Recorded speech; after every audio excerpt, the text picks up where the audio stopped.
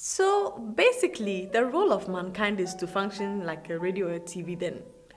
Yeah, because if we are created to translate spirit into the physical world for the benefit of creation, then we may be more similar in design to a radio or television than we actually think. Because they too translate invisible waves into a form that can be seen and understood by the listener or viewer, right? So let's use them as a visual to really break down how the heart, soul, and body work. Let's start with the heart. Countless times the Bible mentions the heart, and it can be difficult to really understand what it means specifically. Because we know the heart to be that biological organ that beats to pump blood. So is the Bible talking about the same thing? I doubt that. The heart in this regard is not necessarily the physical organ in our bodies. In this sense, we can think about it as an antenna of sorts. An antenna of a radio or a TV is usually that component that detects or receives the waves that we can't visibly see or that are not visible to the eye. In a similar way, the heart is the component of mankind's design that perceives and receives spirit impulses.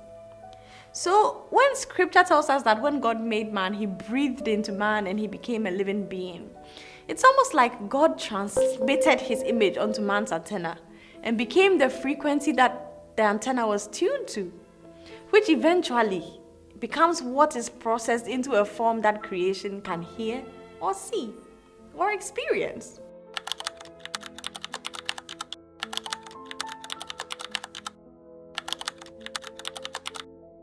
This means God's image within the heart of man becomes the man's source.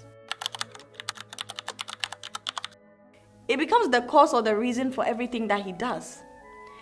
And because of the crucial role that the heart plays, that is why scripture says, above all else, guard your heart, for from it flows the issues of life. Because whatever the antenna heart faces or is tuned into essentially becomes the dictator of how a person lives their life outwardly.